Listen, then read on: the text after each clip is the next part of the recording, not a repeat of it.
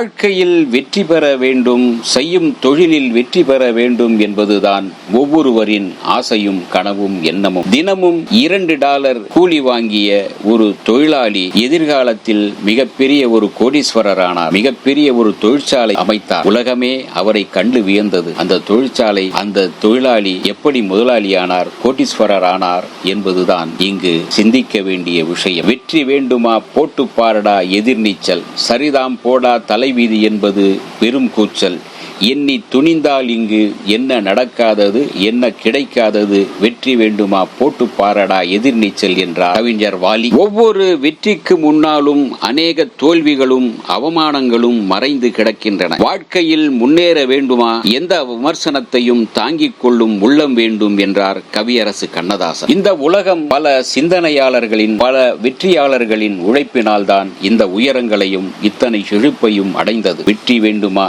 போட்டு பாரடா எதிர்நீச்சல் என்பது போல நீங்கள் வெற்றி பெற உங்களை நீங்களே எதிர்நீச்சல் போட வேண்டும். நெஞ்சம் உண்டு, நேர்மை உண்டு, ஓடு ராஜா, நேரம் வரும் காத்திருந்து பாடு ராஜா என்று எம்ஜிஆர் ஒரு திரைப்படத்தில் பாடியிருப்பார். பற்கள் விழும், முளைக்கும், ஆனால் நாக்கு இறுதி வரை இருக்கும். அதுபோல மனிதர்கள் தோன்றுவார்கள், மறைவார்கள், ஆனால் உலகம் இயங்கிக் கொண்டே இருக்கும் என்கிறது ஒரு ஜென் தத்துவம். மாறும் உலகின் மாறுதல்களை உணர்ந்து கொள்வதே வாழ்க்கையின் வெற்றி பயணத்தை நோக்கி செல்லும் வழி. வாழ்க்கையில் ஜெயிக்கலாம் வா என்கின்ற இந்த தொடரில் பல வெற்றியாளர்களின் வாழ்வில் நிகழ்ந்த உண்மை சம்பவங்களை, அவர்கள் வெற்றிக்காக உழைத்த உழைப்பை சொல்ல இருக்கின்றேன்.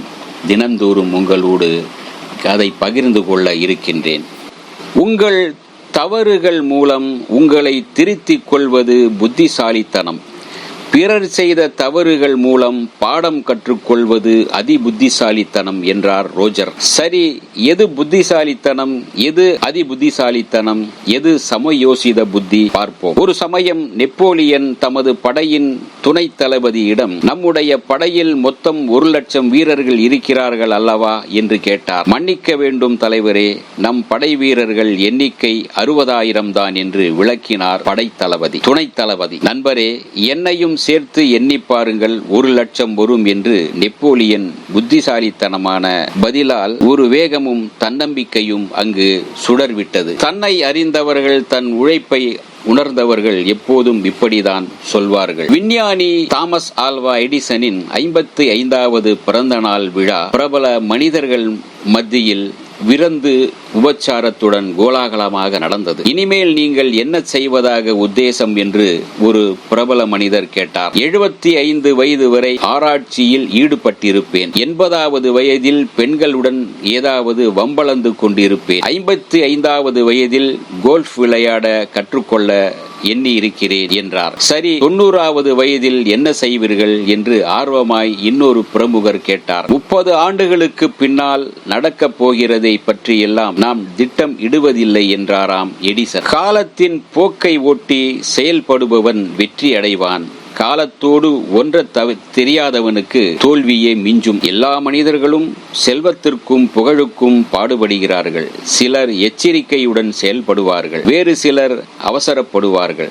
சிலருக்கு வழி அதிரடி, வேறு சிலருக்கு தம் திறமையில் நம்பிக்கை.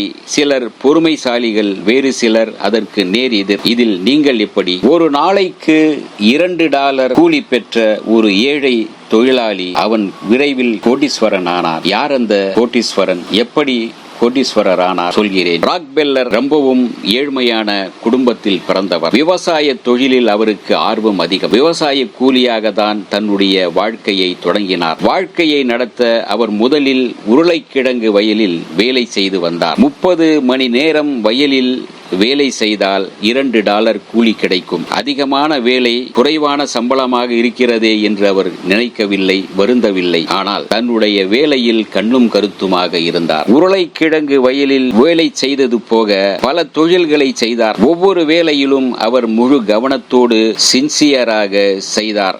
செய்யும் தொழிலை பற்றி நன்கு உணர்ந்து நாளடைவில் அவர் சொந்தமாக தொழில் நடத்த வேண்டும் என்று முயற்சி செய்தார், எண்ணினார். அதன் காரணமாக அவர் ஸ்டாண்டர்ட் ஆயில் கம்பெனி என்ற ஒரு மோட்டார் எண்ணெய் கம்பெனியை ஏற்படுத்தினார். அவருடைய விடாமுயற்சியாலும் அயராத உழைப்பாலும் அந்த கம்பெனி சிறிது காலத்திலேயே மிக பெரியதாக வளர்ந்தது. அந்த கம்பெனி உலகத்தின் எண்ணெய் ஏற்றுமதியையும் விலையையும் நிர்ணயிக்கக்கூடிய வகையில் வளர்ந்து செழித்து நின்றது. இப்படி ஒரு நாளைக்கு $2 பெற்றவர் கோடீஸ்வரரான அந்த ராக்பில்லர் வாழ்க்கையில் தாம் வெற்றி பெற்றதற்கு கடைபிடித்த அந்த முறையை அவர் பிறருக்கும் சொல்லி இருக்கின்றார். அவர் சொன்னதை அவர் 10 கட்டளை தன்னுடைய வாழ்க்கையில் முன்னேற வெற்றி பெற உதவிய அந்த 10 கட்டளைகளை சொல்லியிருக்கின்றார். இதோ அந்த 10 கட்டளை. வெற்றி பாதையை நோக்கி செல்லுங்கள், உண்மையாகவும் நம்பிக்கையுடனும் இருங்கள், மனதை தளர விடாதீர்கள், உண்மையை கடைபிடியுங்கள். நீங்கள் இல்லாவிட்டால்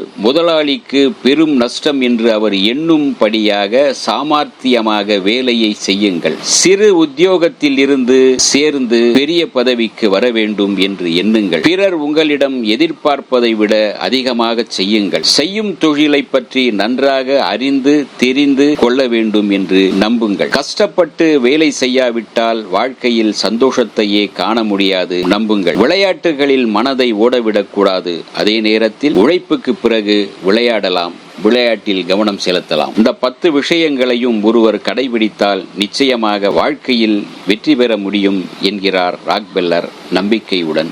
ஆம், கடைபிடியுங்கள். வெற்றி வேண்டுமா? போட்டு பாரடா எதிர்நீச்சல் என்று சொன்னது போல எதிர்நீச்சல் போடுங்கள், வெற்றியை பெறுங்கள். ஓடி ஓடி உழைக்கணும், ஊருக்கெல்லாம் கொடுக்கணும், ஆடி பாடி நடக்கணும், அன்பை நாளை வளர்க்கணும் என்று எம்ஜிஆரின் தத்துவத்தை மனதில் கொள்ளுங்கள். இந்த வீடியோ உங்களுக்கு பிடிச்சிருந்தா லைக் பண்ணுங்க, ஷேர் பண்ணுங்க, கமெண்ட் பண்ணுங்க, சப்ஸ்கிரைப் பண்ணுங்க, மறக்காம பெல் ஐகானை கிளிக் பண்ணுங்க.